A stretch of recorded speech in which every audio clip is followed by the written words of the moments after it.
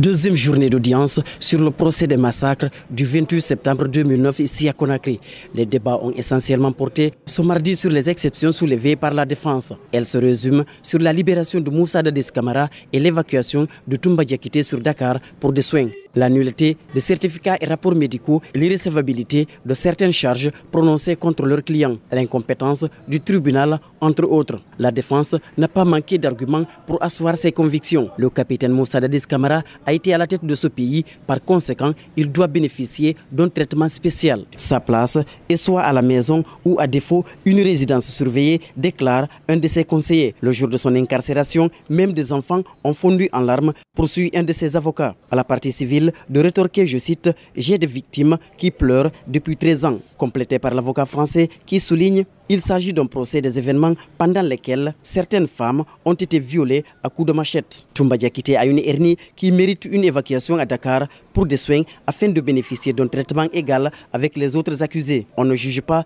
un malade, clame son avocat. Le parquet et la partie civile s'alignent pour bouter en touche cette demande. Difficilement, l'accusé est revenu en Guinée. Il serait risqué de le laisser sortir du pays, répond Maître Amadou Diallo. Pour la nullité des rapports médicaux qui ont été mis en cause par la défense, la partie civile et le parquet ont promis au moment venu de montrer les preuves. Inutile d'entrer dans le fond, précise-t-il à l'intention de la défense. Maître Pépé Antoine Lama a pointé un doigt sur les juges d'instruction qui ont auditionné le capitaine Moussa Dadis Camara. Ils auraient travaillé sous la pression et ont agi pour faire plaisir au procureur de la CPI. Le parquet et la partie civile invitent leurs confrères à avoir du respect vis-à-vis des magistrats qui n'ont pour autorité que la loi. Pour preuve, aucun membre de la Cour pénale internationale n'est présent dans la salle. C'est une gymnastique intellectuelle. La meilleure façon pour un avocat de s'égarer, c'est de créer des diversions ou faire le procès des juges, ironise la partie civile. Il est 7h45 ce mardi. Nous assistons à la montée des couleurs au lycée-collège Mourfindian Diabaté de Kankan. Ici, malgré la forte présence des encadreurs et enseignants, l'engouement n'était pas au rendez-vous chez les élèves. Certains viennent même en visiteur et rebroussent chemin par la suite. Les élèves en tenue correcte, les anciens également, venus avec leur cahier de préparation, prêts déjà à dispenser les cours. Aujourd'hui, j'ai décidé de venir à l'école parce que le bac se prépare dès maintenant et je veux me préparer pour avoir mon bac.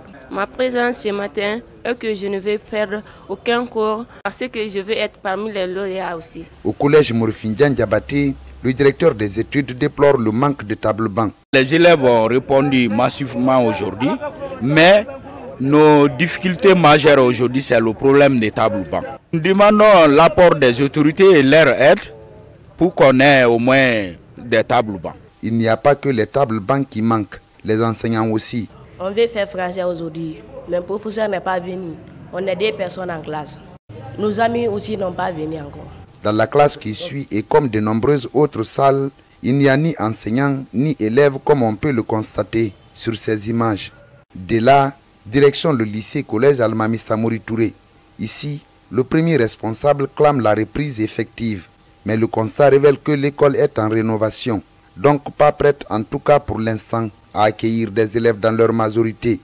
Interrogé sur les raisons du retard de la rénovation, Mfali Sidibé ne trouve pas de mots justes. Il faut que les enfants aient effectivement le cours. Dès que le cours se donne, moi c'est mon problème. Dire maintenant pourquoi ça a retardé, c'est ça un peu le problème. Parce que l'entrepreneur m'a dit que le 11, il remettra la clé à l'autorité scolaire. De là, nous nous sommes rendus au lycée franco-arabe Alfaya à Diallo. Là-bas aussi, l'école n'est pas encore prête à accueillir des élèves pour motif de rénovation.